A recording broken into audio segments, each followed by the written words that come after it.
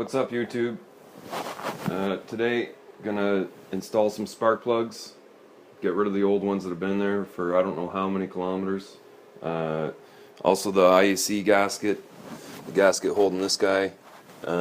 You'll see when I get it apart what exactly is in there, and so it's like a paper gasket with some silicone sealing that thing up, and it's still sealed. There's not a problem, but I just want to put in the regular O-ring. And I did also find another fuel leak. Let me get a light. It's the one I was wondering about last night. This guy right here. I mean, you can see even the clamp's just too big. It's actually over tightened.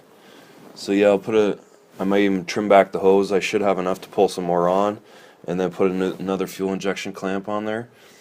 And of course the spark plugs. I'm not sure exactly what I have in there, but these are going back in these V-Powers. They're gonna be gapped down to probably like 28, 29 thou. And the reason for that is so you don't, with the amount of charge that's actually going into the cylinder in the combustion chamber, it has the potential with that much fuel to actually blow out the spark, and you can cause little misfires, and especially power breakdown when you're really stepping into it. So you reduce the gap of the plug, and it allows more energy to be going through there, so that it won't actually blow out. These are also one step colder, so they're 7, and the originals that were in it would have been a BKR6, and there should be BKR7s in it, and they should be NGKs, but I'm really not sure if they're V-Powers or G-Powers or what they are. So fortunately on the single over cam, the spark plugs come up at an angle. They're not actually directly down the center of the head, and so on this side you can see how easy they are going to be to change. On the other side though, I have quite a bit of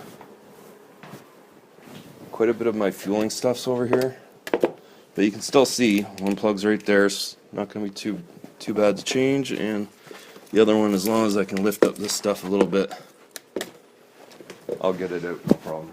So I'll pull out the passenger side, and we'll get a look at the plugs and see what they look like. So I've got the passenger side plugs out, and the plugs don't look very good. They've certainly been in there quite some time. Sure, you might be able to see some of the actual buildup on there.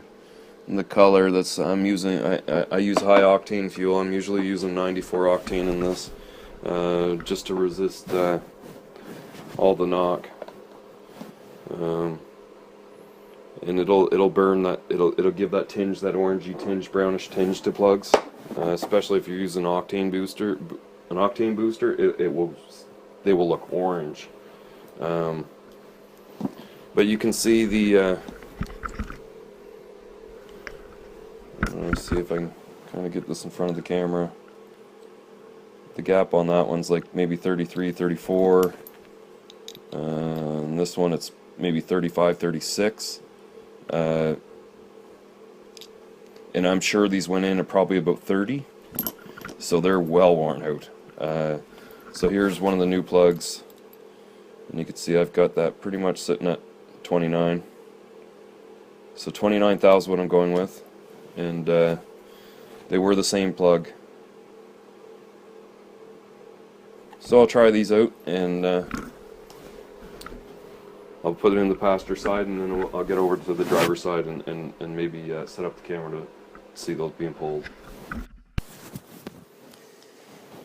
Okay, so I got the camera kind of set up so you can see what's going on, but I mean, it's a tight squeeze. You just got to get in there, get a hold of what you need, and give it a good tug. And once you kind of see the hole, just drop in your socket with a long enough extension on that'll poke out of the hole, You don't want something too short, because then you got to get your magnet to get it back out of there.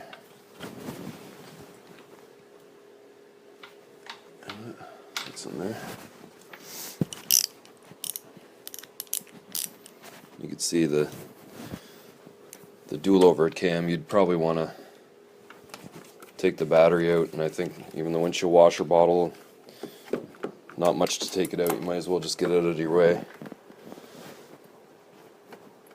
And these plugs are tight, so I'm just trying to finger loosen the plug the rest of the way. It's a little easier than swinging the ratchet into the battery.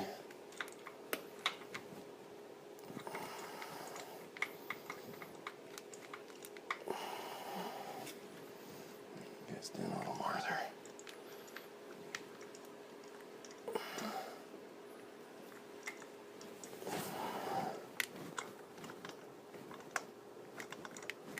Thinking this thing's loose, but it's hard to tell.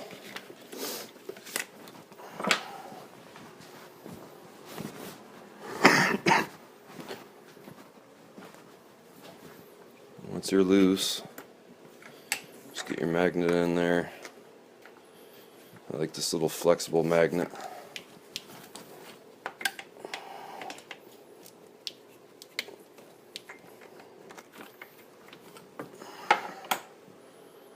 And that's one of them. That one actually looks, it's got a little bit more stuff on it.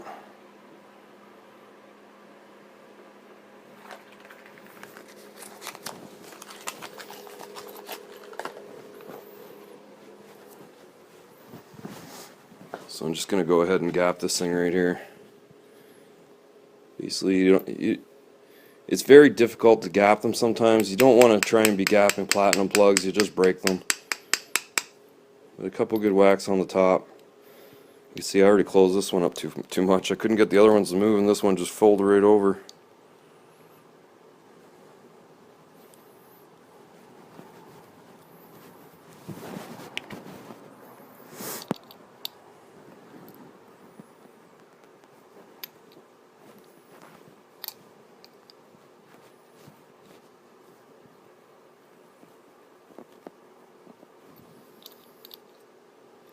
Just giving it little tweaks. I pretty much got it there. There it is.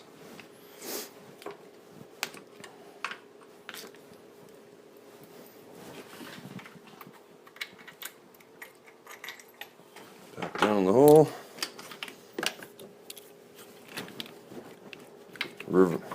Just do the reverse of what you did, get it out. To get it back in.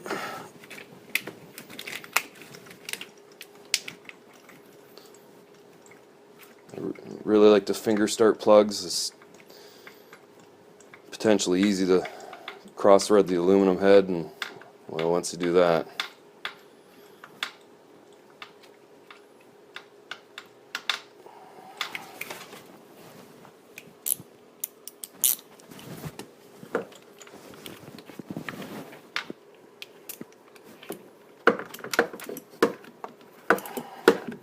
be careful of live open battery terminals.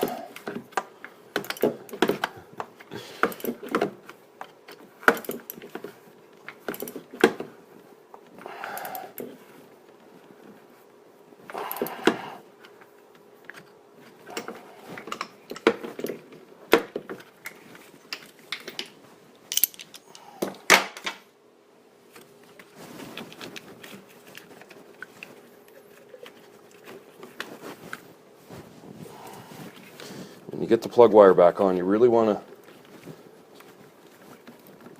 you want to feel that click. You want to hear that click. And if you don't, give it a tug. And if it pops off easy, then you probably didn't have it all the way seated. There, I can feel that's on there now. Okay, so I got all the plugs are done. Got the last plug in there. It looked pretty much the same as the others, gapped about the same. And so none of the cylinders show any signs of problems. They're all burning really well. The fuel leak was next, and all I did was just put a fuel injection clamp on that hose. I I would like to replace the hose later. You can see I think it's even just a bit, it must be a 3/8 hose, and it looks like a 5/16 line or something, or maybe it's an odd size line. But yeah, I'll probably fit something better in there later. But I would assume that should take care of any seeping that was there. So next is this IAC, the idle air control valve.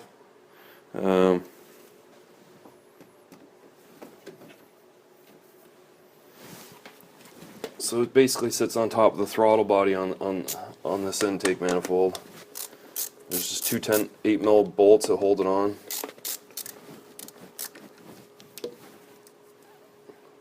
I'll undo the electrical connector.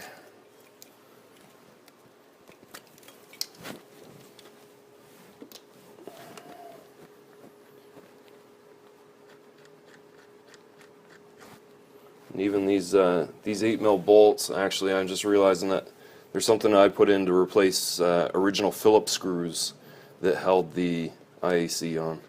But I probably stripped them out trying to take it apart years ago, and I remember I had to replace this IAC. It actually got stuck open, and the valve door was all scratched up and just didn't want to move anymore. So there, I've got it off, and so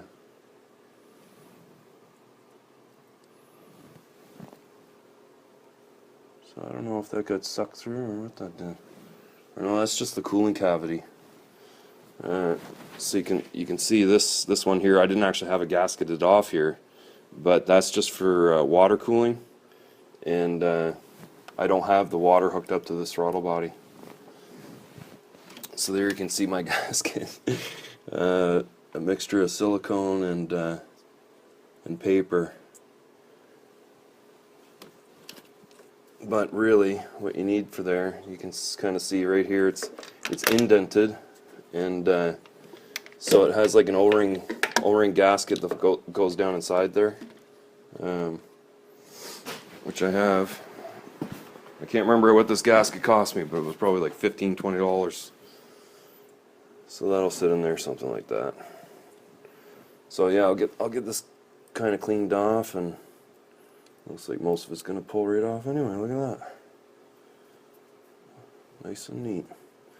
And you can see that's potentially why it sealed so well, is I made the O-ring and then just put a paper gasket on top of it, and that's worked really well. Of course, I just dropped it in behind the manifold, but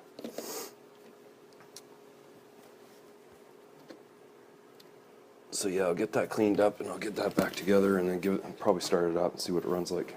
Got the door opened up. We're gonna start the car up.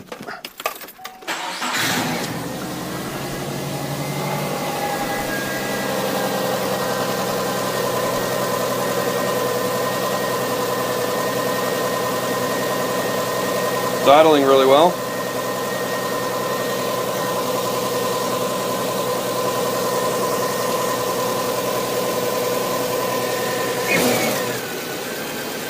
Oh yeah.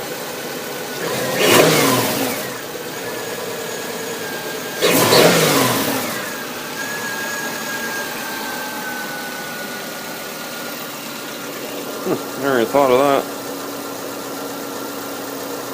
Looks like water might be getting in these little breathers, just because of the factory hood vents.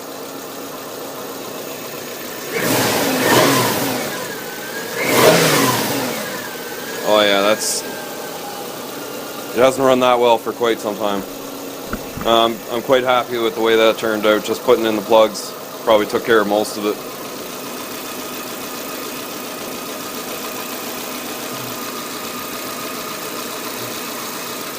It looks like I just discovered another fuel leak. So as you repair one, you add a little pressure to the next one, and then it starts to leak a little bit more. So I'm gonna put another clamp on there, and but for now, I think this is definitely the way I want it for this next month when I go to insure. And so probably the next episode I would expect maybe putting on tires and possibly even going for a drive down the road.